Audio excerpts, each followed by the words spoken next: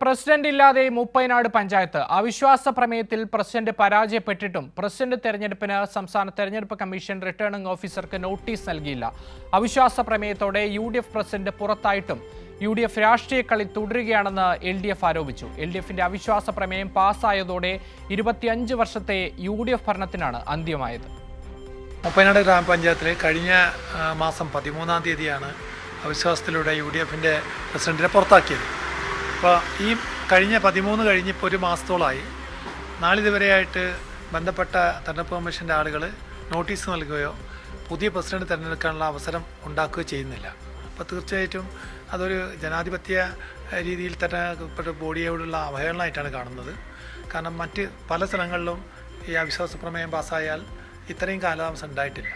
അപ്പോൾ അത് തെരഞ്ഞെടുപ്പ് കമ്മീഷൻ്റെ ആളുകളോട് ചോദിക്കുമ്പോൾ അവർ പറയുന്ന മറുപടി ഇങ്ങനെ അവിടെ ആളില്ല എന്നുള്ള മറുപടിയാണ് പറയുന്നത്. അതന്നെ ഏറ്റവും വിചിത്രമായൊരു സംഭവമായിട്ടാണ് തോന്നുന്നത്. PV ജോഷില കൂടി വയനാട്ടിൽ നിന്ന് ചേരുകയാണ്. ജോഷില, എന്തൊരു അനാസ്ഥയാണ് ഇതൊരു പ്രസിഡന്റ് ഇല്ലാതെ എങ്ങനെയാണ് ഈ പഞ്ചായത്ത് ഭരണം മുന്നോട്ട് കൊണ്ടുപോകാനായി സാധിക്കുക? സെക്രട്ടറി ഉപയോഗിച്ച് മാത്രം കൊണ്ടുപോകാൻ സാധിക്കുകയില്ലല്ലോ. എന്താണ് അവിടുത്തെ സാഹചര്യം?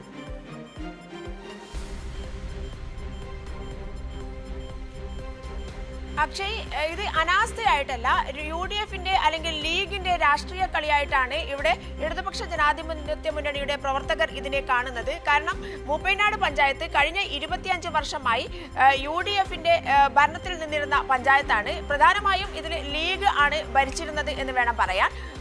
അതിനുശേഷം ഈ കഴിഞ്ഞ തദ്ദേശ സ്വയംഭരണ തെരഞ്ഞെടുപ്പിലാണ് 9 സീറ്റ് LDFനും 8 സീറ്റ് UDFും നേടിക്കൊണ്ട് ഇത് ഇടതുപക്ഷ ജനാധിപത്യ മുന്നണി അധികാരത്തിലേക്ക് വരുന്ന ഒരു സാഹചര്യം ഉണ്ടായത്.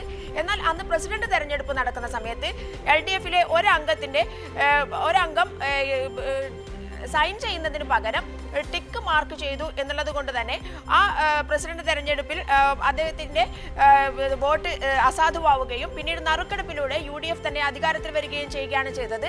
എന്നാൽ ഈ കഴിഞ്ഞ ദിവസമാണ്, അതായത് കഴിഞ്ഞ മാസം 13-ാം തീയതി LDF കൊണ്ടുവന്ന അവിശ്വാസ പ്രമേയം പാസ്സാവുകയും പ്രസിഡന്റ് പുറത്താവുകയും ചെയ്യുകയായിരുന്നു.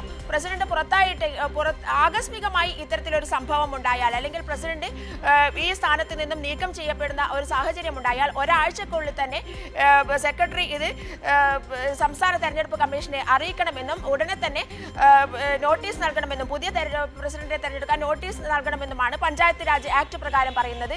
അതല്ലെങ്കിൽ മറ്റേതെങ്കിലും കാരണവശാൽ പ്രസിഡന്റ് പോവുകയാണെങ്കിൽ, പുറത്താവുകയാണെങ്കിൽ പുതിയ പ്രസിഡന്റിനെ തെരഞ്ഞെടുക്കാൻ 3 ആഴ്ചക്കുള്ളിൽ തന്നെ നോട്ടീസ് നൽകേണ്ടതുണ്ട്. എന്നാൽ ഇതൊന്നും തന്നെ പാലിക്കാതെ തെരഞ്ഞെടുപ്പ് കമ്മീഷൻ ഇത് നീട്ടിക്കൊണ്ടുപോകുന്ന ഒരു അവസ്ഥയിലേക്കാണ് കാര്യങ്ങൾ പോകുന്നത്. ഇത് ഭരണ സാധ്യതകൾ ഉപയോഗിച്ചുകൊണ്ട് UDF നടത്തുന്ന രാഷ്ട്രീയ കളിയാണ് എന്നുള്ള ആരോപണമാണ് ഉയരുന്നത്. അതല്ലെങ്കിൽ ലീഗ് ഇതിൽ വലിയ കളിക്കുന്നു അല്ലെങ്കിൽ വലിയൊരു രാഷ്ട്രീയ തന്ത്രം പ്രയോഗിക്കുന്നു എന്നുള്ളതാണ് LDF ഉന്നയിക്കുന്ന പ്രധാന ആരോപണം. കാരണം ഒരു മാസമായി, ഇനി ഒരു 3 ദിവസം കഴിഞ്ഞാൽ, അടുത്ത 2 ദിവസം കൂടി കഴിഞ്ഞാൽ ഒരു മാസക്കാലമാകും അവിശ്വാസ പ്രമേയത്തിലൂടെ മുപ്പൈനാട് പഞ്ചായത്ത് പ്രസിഡന്റ് പുറത്താക്കപ്പെട്ടിട്ട്.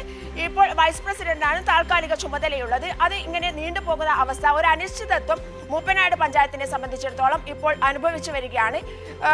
ഈ ഒരു തെരഞ്ഞെടുപ്പിൽ ഉണ്ടായ ഒരു മാറ്റം അത് ഉൾക്കൊള്ളാൻ ലീഗ് നേതൃത്വത്തിനോ അല്ലെങ്കിൽ UDF നേതൃത്വത്തിനോ സാധിക്കുന്നില്ല എന്നുള്ളതാണ് LDF ഉന്നയിക്കുന്ന പ്രധാന ആരോപണം. ഒരു വലിയ മാറ്റമാണ് 25 വർഷത്തിന് ശേഷം ലീഗിന്റെ അല്ലെങ്കിൽ UDFന്റെ ഭരണത്തിൽ. വയനാട് ജില്ലയെ സംബന്ധിച്ചിടത്തോളം ഒരു തരത്തിലും വികസന പ്രവർത്തനങ്ങൾ നടപ്പിലാക്കാത്ത ഒരു പഞ്ചായത്താണ് മുപ്പൈനാട് പഞ്ചായത്ത്.